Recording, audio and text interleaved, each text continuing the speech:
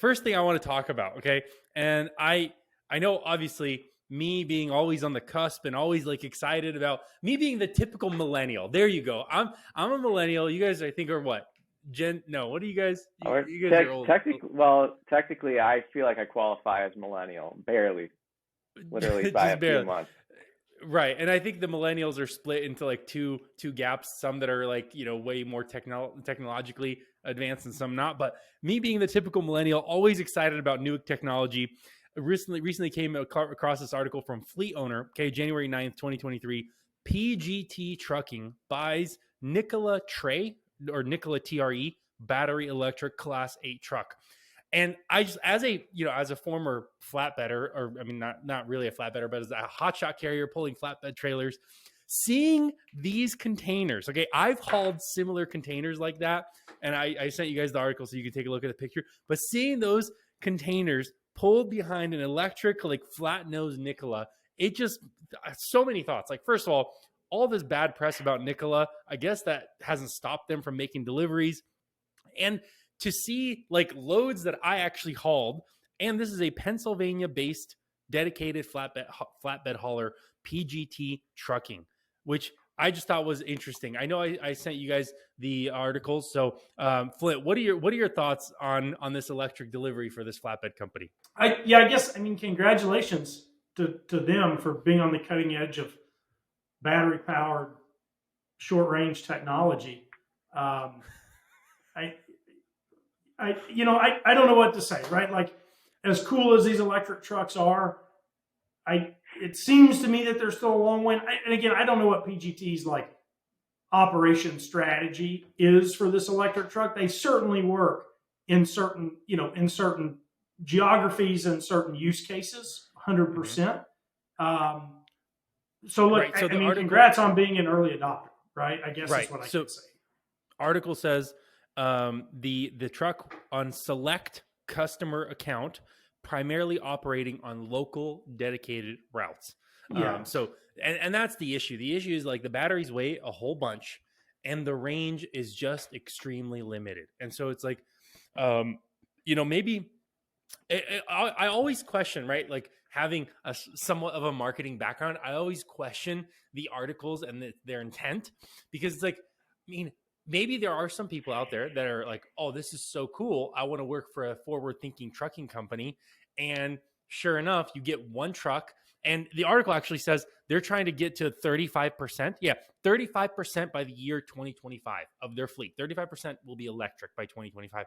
And so it's like, that's not even a lot, right? Like 35%, maybe they have, I'd have to pull them up, but whatever. Let's assume they have 10 trucks, 20 trucks, whatever. 35% would be like 3 or 4 or 5, 6 trucks or something like that. Not a lot, and we all know that they're expensive. The battery technology is good, but it's just heavy. And so it creates a lot of challenges that you can't implement fleet wide.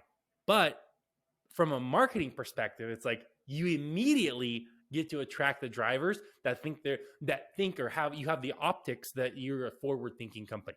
And I guess that's one way to recruit, right? And that I don't know. PGT might be a great company. If you're in charge of PGT, hit me up. We're always taking interviews. We'll love to have you. Yeah, we'd love that. Right, because I have some questions about electric trucks that I have yet to get answered. So, but it is interesting, Matt. What are your thoughts on you're our California consultant liaison. So what's your thoughts on electric trucks? Don't plan any routes into California, because if they have a heat wave, then the grid shuts down and your truck shuts down. So first, like we were talking last week, don't talk to me about electric until I start hearing nuclear. Because how are we going to power this grid? Put everything on the grid. Got to power the grid. But it sounds cool, right? It sounds great. Yeah. I'm not against piloting it. I'm just like, the grid itself is still powered by fossil fuel. So until I start hearing some viable options for how to power the grid, I'm not as excited about the electric vehicle technology. But that's just me. I've got some practical concerns, right? Besides the whole grid and like fossil fuels and climate change and all that stuff. Here's my practical concerns for PGT and I'm sure that they've considered this, right?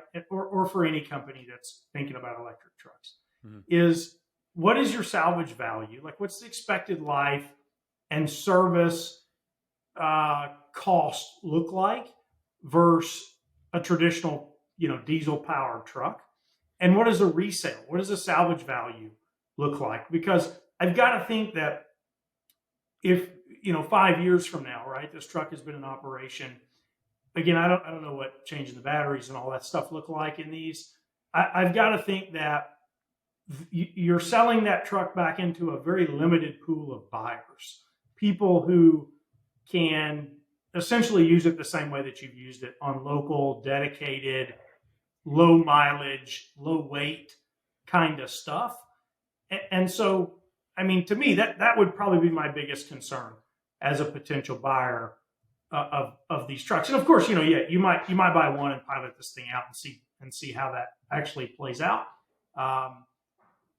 But that would be my practical concern financially for them. Right. And I think I looked up the correct company. It looks like they do have 822 power units.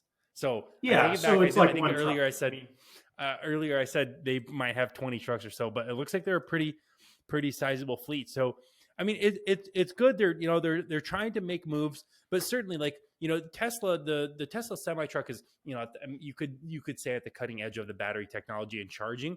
And even still, there's limitations with the charging infrastructure. And so whether you're looking at it from the grid perspective, like Matt, like, hey, what are we doing about the grid when we're increasing all this demand? Or you're actually looking at it from a charging, everything has a life cycle. Like, what are you going to do once this thing ages out? Like, where do you sell it? And so, like Clint said, there's a lot of interesting concerns. So, I mean, these would be great questions for PGT. So, but I just thought it was the coolest thing seeing this flat nose truck pull this. It looks like a 48 or a 53 spread axle flatbed. Probably a 53 since it is a spread axle, but it just looked super cool. But I know